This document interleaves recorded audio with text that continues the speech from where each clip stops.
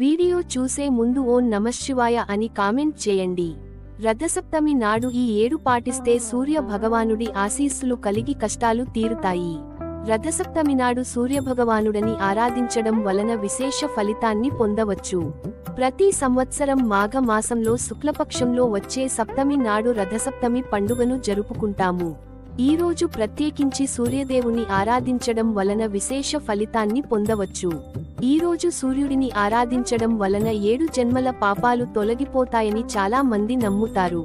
రథసప్తమి నాడు దానధర్మాలు చేయడం వలన మన కోరికలు నెరవేరుతాయని చాలా మంది భక్తులు నమ్ముతారు.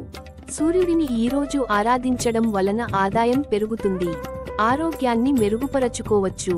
సంక్రాంతి నాడు సూర్యుడు తన దిశను మార్చుకుంటాడు. రథసప్తమి అంటే సూర్యుడు పుట్టిన రోజుగా భావిస్తారు. రథసప్తమి నాడు ఏం చేస్తే సూర్యుని అనుగ్రహాన్ని పొందవచ్చు, ఎలా పాపాలని తొలగించుకుని శుభ ఫలితాలను పొందవచ్చు వంటి విషయాలని తెలుసుకుందాం. రథసప్తమి నాడు పాటించాల్సిన పరిహారాలు. 1. ఉపవాసం. హిందూ పురాణం ప్రకారం ఈరోజు ఉప్పు తినకూడదు. వీలైతే ఉపవాస దీక్ష ఆచరించడం మంచిది. ఉపవాసం ఉన్నవారు పండ్లు మాత్రమే తీసుకోవాలి. రథసప్తమి నాడు ఈ విధంగా ఆచరించడం వలన జీవితంలో ఎదురయ్యే అడ్డంకుల నుంచి సులువుగా బయటపడవచ్చు. 2. దానం. ఈ పవిత్రమైన రోజు ఉప్పుని దానం చేయడం వలన శక్తి, సామర్థ్యాలు పెరుగుతాయి, ఇబ్బందుల నుంచి గట్టెక్కొచ్చు. బెల్లం, రాగి వస్తువులు, గోధుమలు, ఎరుపు పసుపు రంగులో ఉండే దుస్తులను, ఎర్రచందనాన్ని దానం చేస్తే మంచిది. 3. నదిలో స్నానం. రథసప్తమి నాడు పవిత్ర నదిలో స్నానం చేయడం వలన విశేష ఫలితాన్ని పొందవచ్చు.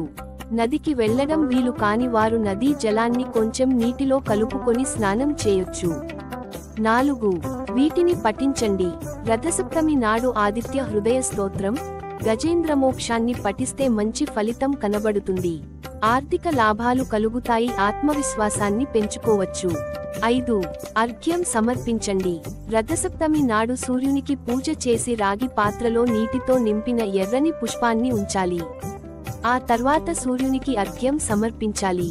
ఈ విధంగా ఆచరించడం వలన అదృష్టం కలుగుతుంది, కష్టాల నుంచి బయట పడవచ్చు, అలాగే శత్రువులపై విజయం కూడా దక్కుతుంది.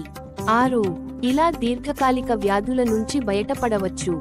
సూర్యోదయానికి ముందు రథసప్తమి నాడు తలస్నానం చేస్తే ఆరోగ్య ప్రయోజనాలని పొందవచ్చు, దీర్ఘకాలిక సమస్యల నుంచి దూరంగా ఉండొచ్చు. 7. లక్ష్మీదేవి అనుగ్రహం కోసం ఏం చేయాలి?